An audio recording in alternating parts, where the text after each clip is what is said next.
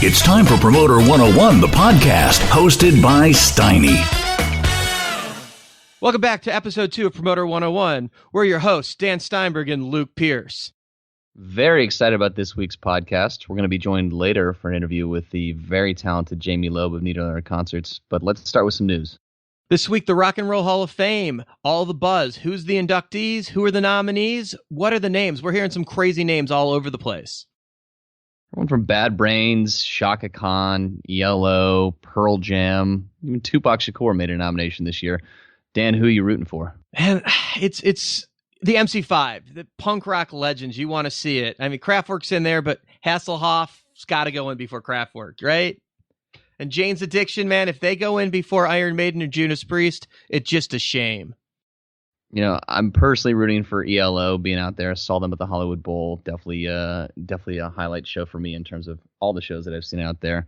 I got to be honest, I'd love to see Tupac Shakur in there as well, too. You know, NWA last year had the movie out, but otherwise it was a pretty much a straight-up and down 70s playlist. Chicago, Cheap Trick, Deep Purple, Steve Miller, all last year. So I wouldn't expect this to stray too far from the kind of the baby boomer sounds of things from the 70s, but there's definitely going to be a few outliers in there, and they've definitely gone out of their way to nominate some of them this year. It'd be great to see Janet Jackson get in. She certainly earned it. 100%. And of course, I think this year, you know, Pearl Jam's probably a shoo-in at this point. I definitely include Janet up there.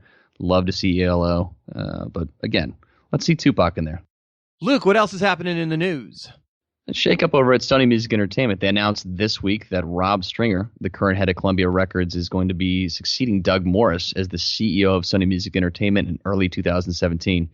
Huge congrats to Rob and everybody over at Sony Music Entertainment. They are in great hands moving forward. Doug Morris is also moving into the chairman position over there at Sony, so you don't have to worry about him getting a paycheck. He'll be all right. I don't think anyone was really worried about Doug Morris getting a paycheck, but glad to see that he's in safe hands over there as well, too. Hey, there was a massive windstorm that caused all sorts of issues at Treasure Island Music Fest in the Bay this weekend. Upset a whole lot of set times and played havoc with the fans, but it's a legendary festival. I'm sure it'll be back. And everyone's still standing up at Emporium Presents in Seattle? Yeah, it was tragic. We were down for about 20 minutes on Friday with no power in the morning. Now I know what the guys in Florida were feeling with that hurricane. I'm glad all our friends made it through safely, including ourselves. That 20 minutes of no power was just tragic. I have no idea how Johnny V and Ethan Levinson did it. Well, I think the important thing was that Ethan managed to post the picture of the Patron in my bobblehead, making sure that the bobblehead made it through the storm safely, which I know we're all proud of. And I'm glad to see that Patron made it out safely as well, too. That's really important. Truth of Patron. Shout out to Brian Hill. Bruno Mars and Mark Ronson's Uptown Funk is certified platinum. That's 10 million singles sold. That is only the 10th act to do that since they added the diamond certification in 99. That is just an absolute incredible accomplishment this day and age. Yeah, it's like that puts them on a list with Creed. So you got that going for you. Been a busy week for the folks over at 30 Tigers and Triple Eight Management. They joined forces with Sony Music Entertainment to form a new record, 30 Tigers. We're very, very excited about that. They also announced today that they're going to be cutting a distribution deal for CeCe Winans' gospel record as well, too. So the folks at 30 Tigers over there are killing it. Congrats to our pals at Triple Eight. We love Bruce and George. Those guys are great. We should get them on the podcast at some point. Dan, you were down at SF Music Tech this week. What's going on down in San Francisco? Yeah, that was fun on Monday. A lot of things going on, but I guess the tech world comes down to everyone's looking for funding. And from what I could tell, if your app was any good, somebody would have given you a check already. Let's take a look at some of the hashtag Promoter 101 tweets from this week. Check out Dan's account at The Jew. This is where Dan's going to break down some of the things that actually triggered some of these posts. So why don't we take it line by line here? Dan, I picked a few of my favorites from this week. I'll read them out of here, and you tell us what happened. When you are told you are the first to be pitched and learn that everyone else is offered in, hashtag Promoter 101. Dan, what's going on here? It's a thing with the agents where they like to get as many offers as possible and have their best option. It's like Shark Tank. You want everybody pitching for you and grabbing. Unfortunately, it's no fun to be the 7th or 8th offer in for a single date in one market. Gives you like a 15% chance of confirming the date. Not necessarily our best use of our time. So we try to go where we have a little bit more success rate of getting something done. When a manager wants to roll a second show, not based on sales or demand, but on gross potential, hashtag Promoter 101. Yeah, sometimes this is an interesting thing where the manager or the agent cares more about what their walkout is or their gross potential is and not so much what the reality of the ticket sales or the gross in the market is. So if your act is only worth one show, but we're adding a second show before we even get through the first, just because they have the hopes of making that extra money. Reality check, guys. Let's start with what we're worth and not what we wish we were worth. When an act tells you day of show that they need cash at settlement, hashtag promoter 101. Yeah, I think this bothers a lot of the guys that, I posted this on a Sunday too, which was an amazing thing. You just kept seeing it roll up. And that was a Sunday. It's Sunday. It's Sunday. Banks are closed. If you advance for it, it makes it for a smoother day and everybody's going to get you what you need. Makes life a whole lot easier. But telling us that you need $25,000 on a Sunday afternoon makes life rough. I got to imagine that it's less of a problem at a club level where you need a couple thousand, but 25 grand, that's absolutely ridiculous. Well, you got the bar at the club level, and even if you're a promoter going into the bar, usually you can write the bar a check, and they'll give you some cash to pay the bands. It's a less of an issue when a band's picking up $2,500 than when a band is picking up 100 or 200 grand. When you bump into one of the acts you work with at the airport, and they ask how many of the hashtag promoter 101 posts are about their manager. Yeah, that was a lot of fun. I got to grab a couple drinks in passing with one of my favorite acts that we do a lot of shows with, and after a couple of drinks, they got me to divulge that a couple of the posts were indeed from their manager. Didn't tell them which ones, but they were right. They were pretty dead on about which ones they were. You've also been pretty good about giving me some content for tweets, Luke. I'm definitely not devoid of creating some moments that are probably pretty frustrating for promoters. So, happy to help stir the fire a little bit here, Dan. Yeah, I like how calm you are about that now, but 10 minutes after a post goes up, I usually get a phone call going, dude, what the fuck? Yeah, and I think a lot of that is also paranoia, too. I definitely reach out to you in times where I think that you might have been tweeting something about me, and in reality was actually somebody else. Yeah, there's actually been a couple of those where people are like, where'd that come from? Dude, why'd you talk about that? It's like, wasn't even you, man. Oh, I forgot you pulled that, too. Right. Good reminder. If you're not already following Dan, make sure you check him out on Twitter at The Jew. You can also follow me. I'm at WLuke Pierce on Twitter. We got a great interview coming up this week. Jaime Loeb is our guest, Vice President of Marketing at Niederlander Concerts. She's just great, isn't she, Luke? She's absolutely fantastic. I'm very excited about this interview today and very excited to hear what Jaime has to say.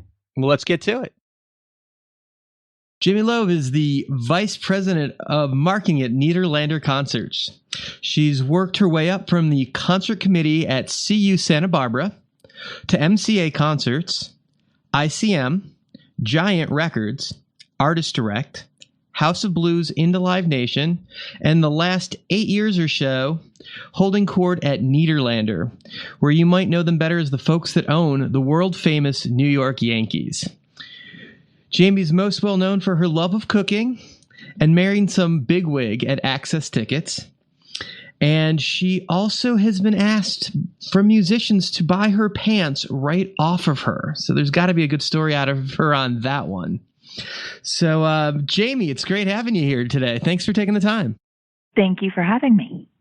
So, Jaime, tell us about the plaid pants. That's got to be an amazing story, right? Well, I was at UC Santa Barbara and on concert committee, and the replacements came to play, and Paul Westerberg really liked my plaid pants, and he liked them so much that he wanted to buy them right then and there, and made me jump on a scale to prove that we were the same, that we weighed the same, and so the pants would fit. And I politely declined his generous offer and told him that he could come find me at my house if he wanted to actually buy my pants off of me so that I could be wearing others at the time. How'd that work out? He never showed up. So in your job, you guys happen to own the Yankees as well. Is that something you get to deal with day to day as concert marketing? Does that tie you to the lineup of the Yankees on who's batting? No, baseball's not really my forte. That's more my husband's bag. And as Vice President of Marketing for Niederlander Concerts, no, it doesn't fall under my purview. So there's not a chain of succession whereby X amount of people have to leave the company and then you get to coach the Yankees?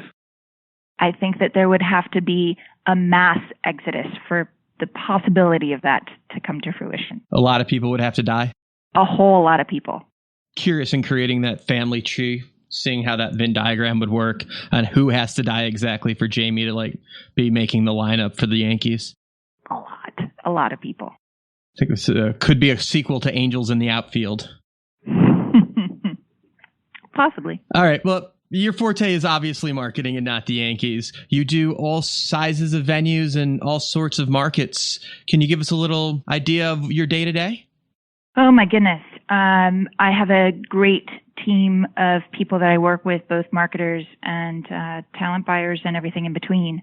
But my day to day is overseeing marketers that have venues like Vina Robles and Amphitheater in Paso Robles, the City National Civic in San Jose, the City National Grove of Anaheim, and then we do shows in open venues across the country. And so when we do shows specifically in San Diego, let's say, those fall directly into my purview. So as well, in addition to overseeing the team, I also do day-to-day marketing for particular shows.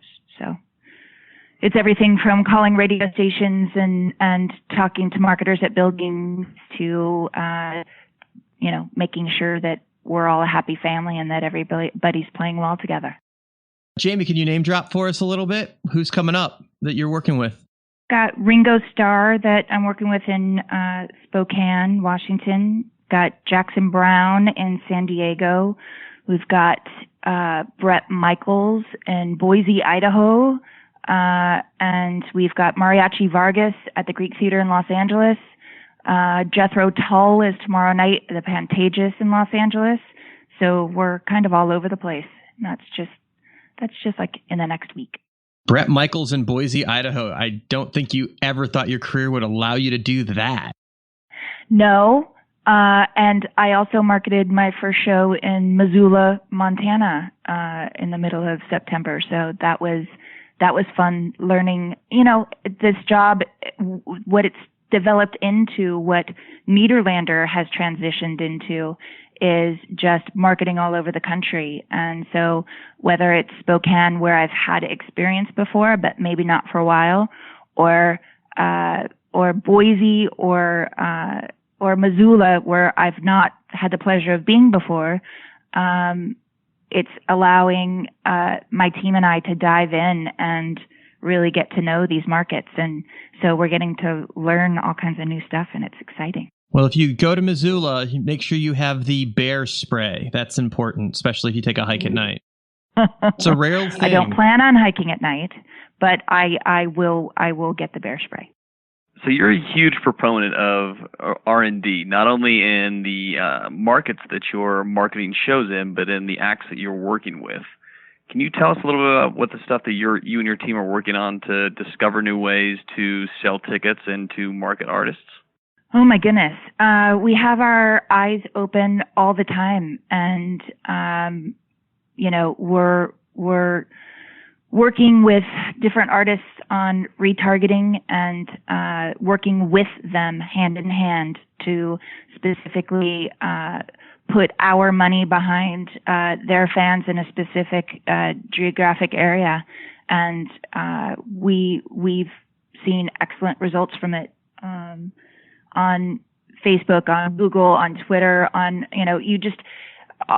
the different social media platforms are really, continuing to grow in their strength. And with the way that social media moves, there are new developments every single day, and keeping on top of them is just mind-boggling. But we try to do our best. We also try not to get too far ahead of the curve, because there are so many different outlets that if you're looking at every single new thing as it's developing, as it's coming up, you're going to be chasing your tail. There's just not enough hours in the day. And a friend of mine, I remember, I always keep it in my mind, that we were at a conference and my friend Ian Rogers was speaking, and someone in the panel, in the audience of the panel, said to him, what's the next big thing? What do we need to keep our eyes peeled for? And he said, the business that you're in, you don't need to know what the next big thing is. You need to know what the big thing is right now. You need to ride the top of the wave constantly. And so when I feel like we're falling down a rabbit hole, I kind of tried to keep that in the back of my mind. It's very cool. It seems like you're always that first step ahead of everybody else in the industry, trying things early. You're an early adopter. The discounting, well, everybody was still shunning it. You were talking about there were upsides and advantages to marketing there, and other sides of the world where the guy at the sandwich board comes to mind. I love how early you're on in some of that stuff, and you're still a big fan of the discounting, right? In certain instances, I think that certain outlets have proven that they reach a different audience than you or I or you, Luke, have in your database. Gold Star is the one that I feel the most comfortable with because I've done research with them. We've worked hand in hand and surveyed our mutual users to know that there's roughly 80%, a little bit more of 80% of their members that aren't in the traditional database. So when you do an offer with them, you're hitting new eyeballs. Those people use that service as their discovery tool. You may not reach them on digital elsewhere, or they may not pay attention to a radio ad. They may not pay attention. They may not know. Very few people read the newspaper anymore, but you aren't going to reach those people for the disposable income any other way because they're looking for that offer. They're looking for that special deal. And it's only when you give it to them that you're going to activate them. Well, Jim McCartney and Jim Louie have done a great job building that company up and building that database, especially on the West Coast and in California in particular. They're very strong there. They've got a good thing. They find those eyeballs that we can't afford to buy into, especially in some of those heavy markets like San Francisco and San Diego and definitely Los Angeles, where everything's more expensive. And the other thing is that because of the way that you can work with their system, you can use them to fill back corners that are going to be slow. And you get people that get tickets in their hands early. Those people, they're your biggest supporters. They're your biggest, how did you find out about it? Oh, I heard through a friend. They're the friend. So you get tickets into their hands, and they're tickets that are going to be your slower moving tickets anyway. Then the house is full. You're happy. The artist is happy. Everybody walks away a winner. You talked about print and people not reading newspapers. Is that something you guys are still marketing shows with? It completely depends on the market. I just looked at a survey today for one of our artists in a secondary market, and newspaper popped up higher than radio for how people found out about the show. So in Los Angeles, I don't think people are reading as much as they used to. In major markets, I don't think people are reading as much as they used to. But some of the secondary and tertiaries and it's about digging in and knowing your market, knowing what's effective and what's not, and listening, asking a billion questions to the building, to the radio station people, to everyone. Okay, who reads what? What's the fall off in the print? Does anybody look at the weekly anymore? Does anybody read the Sunday calendar anymore? And every once in a while you hear a yes. And every once in a while you see a bump from it. But we survey after every show we do, and we comb through that stuff and really try to pay attention to how people are hearing about the shows that we put on. Jaime, are you finding that email is over? Is that still active and worthwhile? Because there's that back and forth. Email's dead. People don't like it. Then there's the other fight that it's your best friend. Where are you at with this? Email is absolutely your best friend. it's still the number one ticket driver out of any outlet. And in my humble opinion, if I hear someone say that email's dead and that it doesn't work for their market or their building or their whatever, I think my opinion is that they aren't doing it right. You have to develop, people are more social media inclined now. So you have to have that relationship. You can't just shout at them and tell them, okay, here, buy this. They have to feel like you're curating for them and that you're speaking to them and that you're giving them things that they're interested in. And yeah, I believe we call that the stroke effect, don't we? Yeah, maybe. But if you aren't doing that, then of course it's not going to work. When marketing shows, are you working directly with artist managers? And if you are, is that having any positive effects towards the success of a particular show, having that direct access to the artist and their management? Oh, it is a completely case-by-case situation.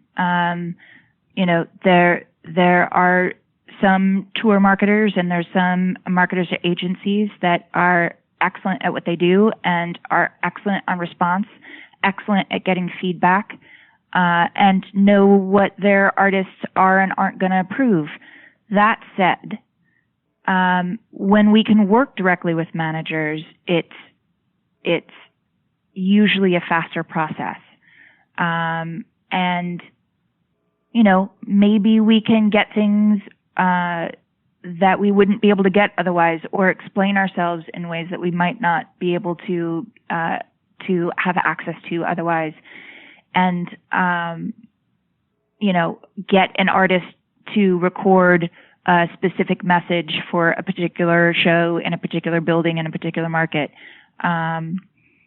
You guys are great in that I know that I can go to you and say, hey, Luke, we need X, Y, and Z for a Straight No Chaser at the Dolby in LA. And you're going to tell me, yep, my artist will do that, or nope, sorry, my artist won't. But if my artist won't, here's what they'll do. Having that direct connection is awesome. But at the same time, whether it's management or an agent, if you've got someone phoning it in, they're still phoning it in. So as long as we've got somebody engaged on either side, I'm a happy woman. Luke, stop phoning it in for Jaime. What the fuck, dude? Give her what she wants. Somebody's got to sit around and just collect the 15%. Yeah. Great answer. Joking like a true manager, ladies and gentlemen. Are you finding that everyone is so protective of their data and their information, their email lists, their Facebook likes, their access to all the metrics and profiles about their fans?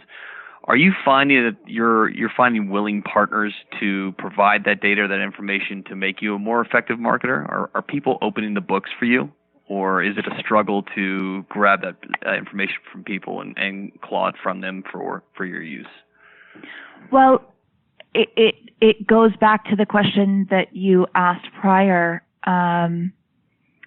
about being ahead of the curve and discovering new ways and what we're doing. It's because we try to stay ahead of the curve just by a wee bit. We feel like we're constantly kind of dragging people into the next thing. When advertiser admin access on Facebook was first made possible, the amount of conversations that we had with agents and managers about, hey, can you give us this? No, you're gonna post something. No, we can't post anything. It's just that we can put money behind your post. It is okay. Nothing. We won't come out and say that you did something funky to someone funky. It's okay. Dragging them through that process, even before that, getting them to allow us to spend money on Facebook, period. Having to drag people into that process. So we're always finding ourselves having to educate people a little bit, but that's okay. I mean, I prefer that than being behind. I prefer to educate than be educated if at all possible in that situation. When it comes to the labels and the publicists and the venues, do you expect a certain level of involvement from them, or do you feel like it's a cherry on top if they're actually there to help? I hope for a certain level of involvement. I hope that everyone is interested in furthering an artist's career. It's very disappointing when you just get, nope, they won't do this. Nope, they won't do that. Nope, they won't do that. And when that happens, we find ways around it. But when you get a yes, we'll give you advertiser admin access. Yes, we'll help you with retargeting so that you can target our fans with your money. Yes, you will put this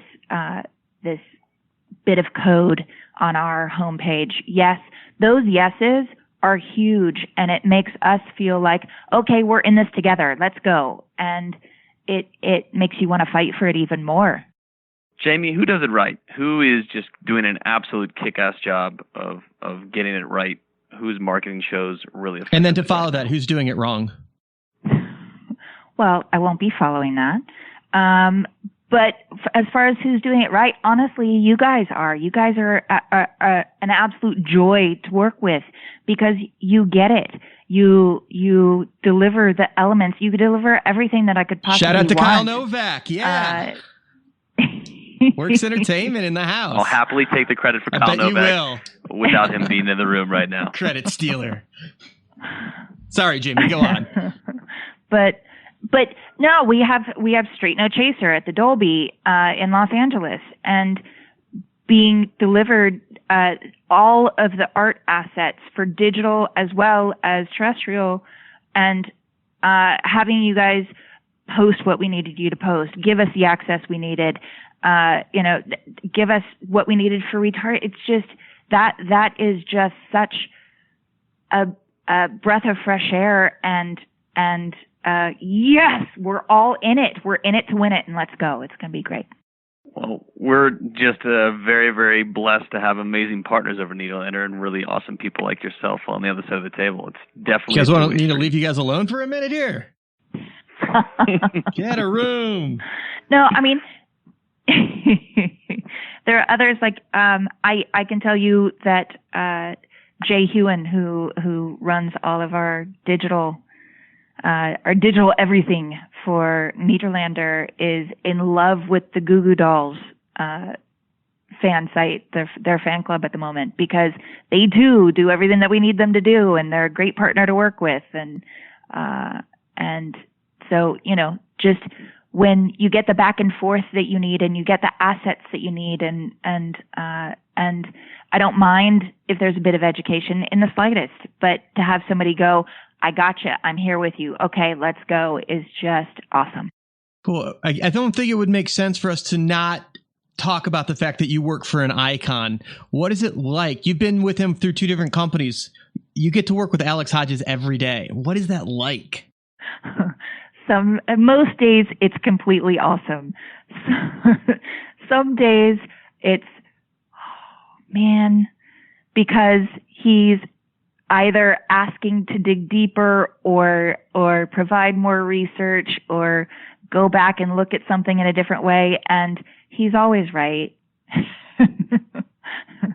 And but to learn from him is just such an awesome experience.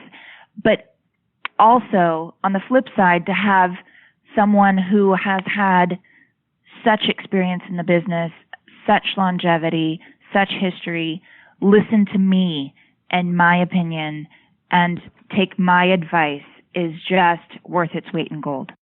On that front, Jaime, how much are you seeing the talent buyers that you're working with take into consideration advice, and counsel from marketing prior to making offers for artists in a particular market? Are you deeply involved in that conversation? Is it something that gets booked and then dropped in your lap? How involved is that process? We're usually pretty involved. Of course, there's the occasional show that it's, oh, yep, forgot to tell you about this one. Here you go.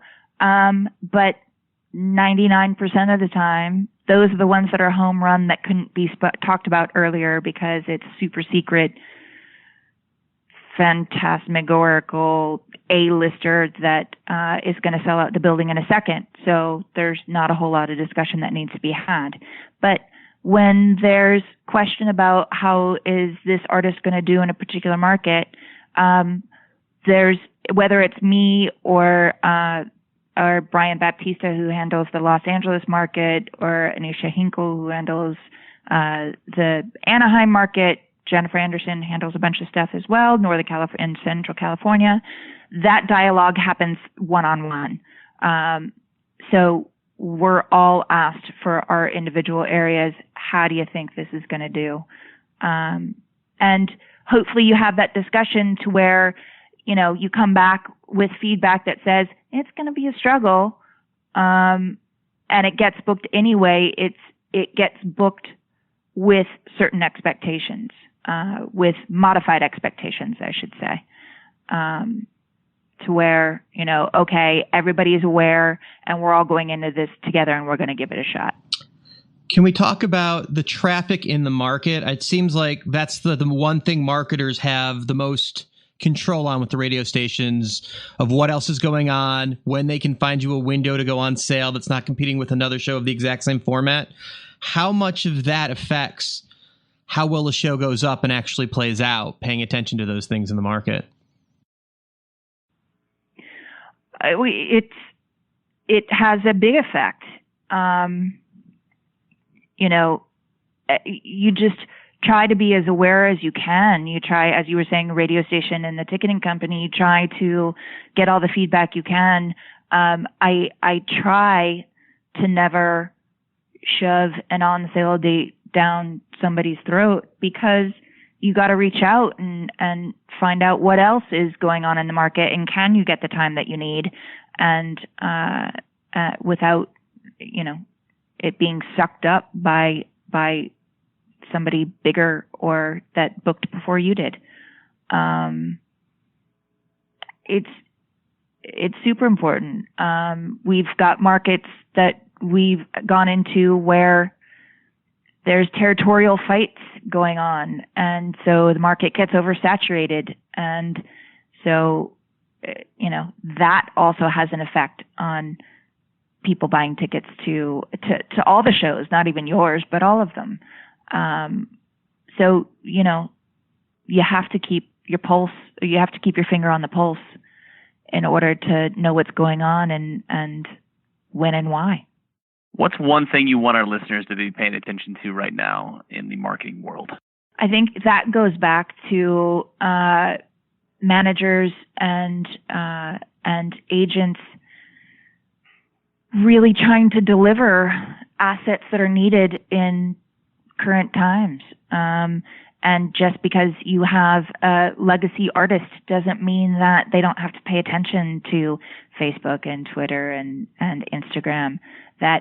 And even if they aren't on it, they still need to be aware and deliver the assets that we're looking for. We're trying to, help us help you.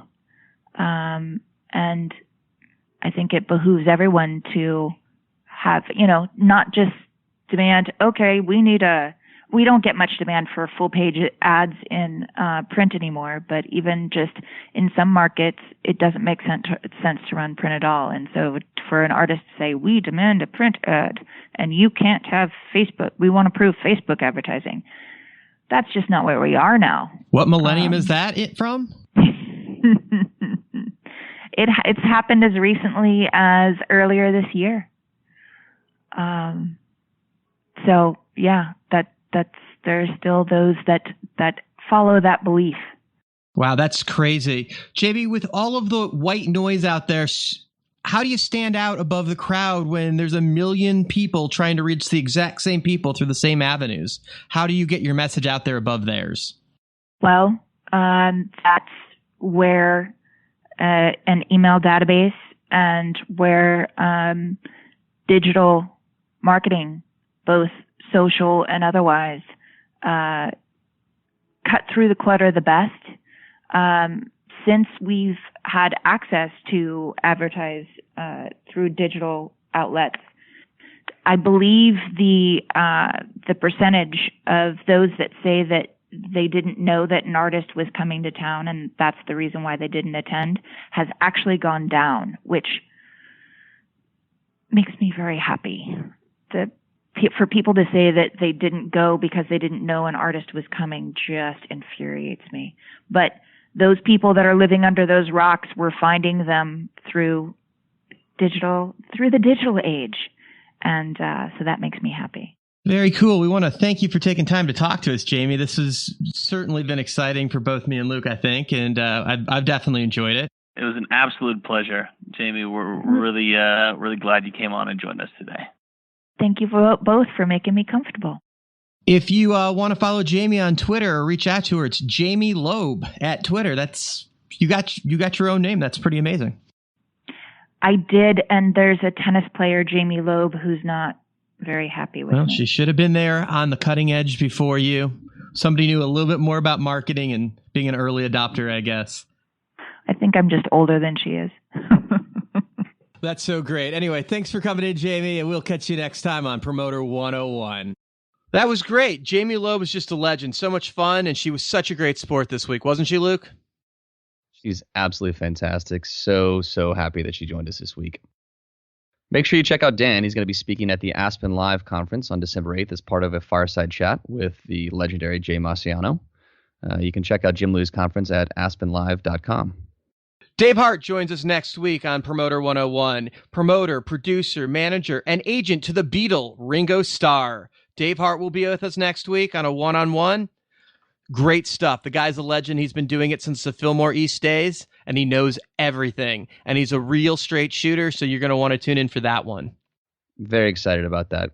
If you haven't already, make sure that you subscribe to Promoter 101 on wherever you listen to podcasts. You can follow Dan at The Jew on Twitter, and you can follow me at W. Luke Pierce on Twitter. Any emails or questions, please make sure that you send us a note at steiny@promoter101.net. We'll see you next week. Thanks for tuning in. Cheers.